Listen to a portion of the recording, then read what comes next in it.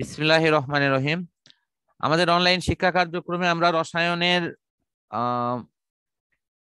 যৌগমূলক এবং তার যোজনী এই অংশটি নিয়ে আলোচনা করছিলাম পূর্বের ক্লাসের ধারাবাহিকতা। এখন আমাদের কিছু অধাতব মৌলর উপর কিছু বিশ্লেষণমূলক একটি ক্লাস আমি এখন করছি। সেটি হলো এই কার্বন, হাইড্রোজেন, নাইট্রোজেন, ফসফরাস এবং সালফার, এরা যোজনীগতভাবে কখনো প্লাস কখনো মাইনাস এই পজিশনটা কিভাবে নেয় আমরা সেটির উপর ইনশাল্লাহ আলোচনা করব।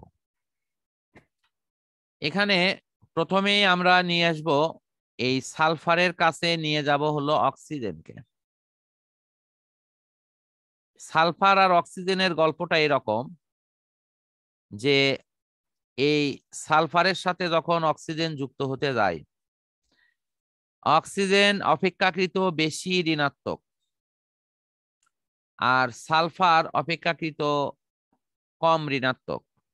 সেই কারণে সালফারের ভূমিকা হয় প্লাস, অক্সিজেনের ভূমিকা হয় মাইনাস। এটাকে এরকম ভাবে ভাবো যে অক্সিজেন খুবই গরিব মানুষ, মানে এমন গরিব যে দিন আনে দিন খাওয়া, কাজ না করলে এর ভাত যায় না পেটে। আর সালফারের অবশ্য কাজ করে খেতে হয়, বাট এর কাছে বেশ কিছু টাকা আছে, মানে হাজার হাজার টাকা আছে। তাহলে আমরা ধরতে পারি যে এ হলো অনেকটা নিঃস্ব আর এ হলো হাজারপতি। তো সুতরাং অক্সিজেন যদি সালফারের কাছে যায় তাহলে সালফার কিন্তু একটু ভাব নেবে, বলবে যে কি তোমার টাইম নাই, এরকম একটা ব্যাপার দেখাবে। তার ফলে আমরা যদি এখানে এই সালফারের সাথে অক্সিজেনের কোনো রিলেশন তৈরি করি, তাহলে সালফারের ভূমিকা হবে প্লাস আর অক্সিজেনের ভূমিকা হবে মাইনাস, সালফার ডাইঅক্সাইড তৈরি হলো। এখন এই সালফারকে আমি পাঠিয়ে দিচ্ছি তোমার কার কাছে, হাইড্রোজেনের কাছে। তো সালফার যদি হাইড্রোজেনের কাছে যায়, এই হাইড্রোজেনের কাছে চলে আসলো আবার ওই সালফার। তো তোমরা দেখো এই সালফার যখন হাইড্রোজেনের কাছে আসলো, হাইড্রোজেন লাখ লাখ টাকার মালিক আর এ হলো হাজার হাজার টাকার মালিক। তা হাজারপতিকে লাখপতিকে পাত্তা দেবে না স্যার। তখন এই এই হাইড্রোজেন হবে প্লাস আর সালফারের ভূমিকা হবে মাইনাস। ফলাফল দাঁড়ালো এইরকম যে এটা এরকম আকৃতি দাঁড়ালো H2S। তাহলে একই সালফার দেখো তুমি এখানে প্লাস, এই জায়গায় ভূমিকাটা কি প্লাস আর এখানে ভূমিকা হলো মাইনাস। আমি কিন্তু আবারও বলতেছি এটি হলো ভূমিকা। ভূমিকা শব্দটা আমি কেন ব্যবহার করছি একটু বুঝতে হবে। এখানে এখানে যত যৌগ তৈরি হচ্ছে তার ম্যাক্সিমামে কিন্তু সমযোজী যৌগ। সমযোজী যৌগে কোনো প্লাস মাইনাস হয় না, কিন্তু আমি যেটা বলতেছি সেটি হলো ভূমিকাটা প্লাস ভূমিকাটা মাইনাস। সত্যিকারের প্লাস মাইনাস এটি হতে গেলে এইগুলোকে অবশ্যই আয়নিক হতে হবে। তা আমি এর এর উদাহরণটা এভাবে দেব, ধরো কোনো দুর্ঘটনাবশত বা কোনো অসুস্থতা বা বিশেষ কোনো কারণে কোনো পরিবারে হয়তো মাতৃবিয়োগ হলো, ওই পরিবারের অবুঝ দুটো সন্তান আছে। তো ওই মাতার মৃত্যুর পর মাতার বোনেরা, অর্থাৎ যেটা হলো ওই সন্তানের হলো খালারা যদি থাকে, ম্যাক্সিমাম ক্ষেত্রে দেখা যায় খালারা ওই সন্তানগুলো নিয়ে যা লালন পালন করে। তো ওই যে ছোট ছোট যে সন্তান আছে তারা কিন্তু ওই খালাকে তখন মা হিসেবেই জানে। তাহলে খালারা মায়ের ভূমিকা পালন করলো, আসলে কি তারা মা? না। হ্যাঁ, আসলে কিন্তু তারা মা না। তা আমি কিন্তু এই কথাই বলতেছি যে ভূমিকা পালন করা এক জিনিস আর সত্যিকারের ওটা হওয়া একটা জিনিস। তা আমার কথা হচ্ছে যে এখানে এই হাইড্রোজেন সালফার এরা কখনো প্লাস কখনো মাইনাস কেন হচ্ছে, এটা ভূমিকার জন্য। তা আমি দেখো এই হাইড্রোজেনকে আবার নিয়ে যাচ্ছি সোডিয়ামের কাছে। তো সোডিয়ামের কাছে নিয়ে গেলে দেখা গেল যে এই সোডিয়ামের সাথে হাইড্রোজেন যখনই বিক্রিয়ায় অংশ নিতে যাচ্ছে তখন হাইড্রোজেনের অবস্থাটা কি হয় একটু সবাই লক্ষ্য করো। সোডিয়াম হলো কোটিপতি আর হাইড্রোজেন হলো লাখপতি। হাইড্রোজেনে কি কি টাইম দিবে? বলবে যে ভাই তুমি সালফারের সাথে অনেক ভাব নিছো, এবার তোমাকে মজা দেখাচ্ছি। কি বলবে না? এখন দেখো সোডিয়াম কি নেগেটিভ হয়ে গেল না, এখানে সোডিয়াম পজিটিভ আর হাইড্রোজেন কি নেগেটিভ হলো না?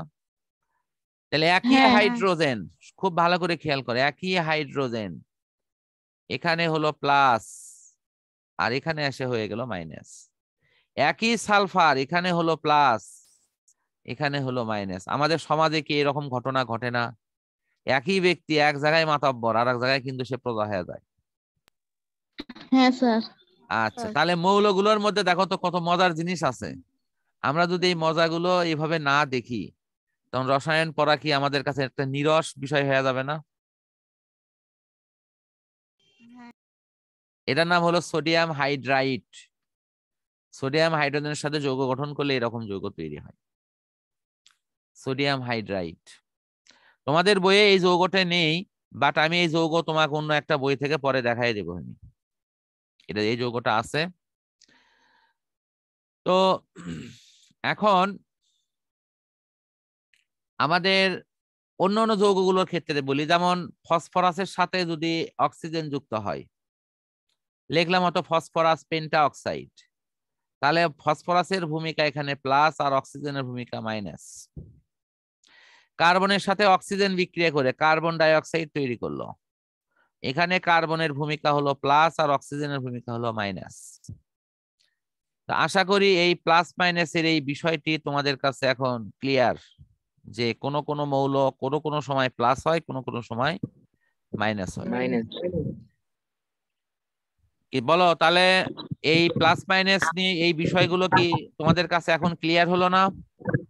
হ্যাঁ স্যার। আচ্ছা, আমি এর সাথে একটু দুটা কথা একটু যোগ করে দেই। সেটি হলো, এই লাইনগুলো একটু সবাই মনে রাখার চেষ্টা করবা। সকল ধাতু বিক্রিয়াতে ইলেকট্রন ত্যাগ করে ধনাত্মক হয়। যেমন সোডিয়াম, তারা কি করে? ইলেকট্রন ত্যাগ করে এবং তারা ধনাত্মক হয়। মানে এই ধাতুর বেলায় কিন্তু এই ব্যতিক্রম নাই, এরা সব সময়ই প্লাস। ঠিক আছে, এরা ইলেকট্রন ত্যাগ করে এবং এরা হলো প্লাস। এদের মধ্যে কেউ যদি সমযোজী যৌগ গঠন করে সেটা ভিন্ন কথা, কিন্তু স্বাভাবিকভাবে এরা ইলেকট্রন ত্যাগ করে প্লাস হয়। অধাতুর মধ্যে ম্যাক্সিমাম অধাতুগুলো ইলেকট্রন গ্রহণ করে এরা ঋণাত্মক হয়। এদের ইলেকট্রন গ্রহণ করতেছে, এরা ঋণাত্মক হয়, এরা ঋণাত্মক হয়। ব্যতিক্রম আমি তো যে কয়টা হয় সেটা তো লিখে দিছি, যে ওইগুলো কখনো প্লাস কখনো মাইনাস। মনে আছে তো? Carbon, hydrogen, nitrogen, phosphorus, sulphur, এরা কখনো প্লাস কখনো মাইনাস। ঠিক আছে।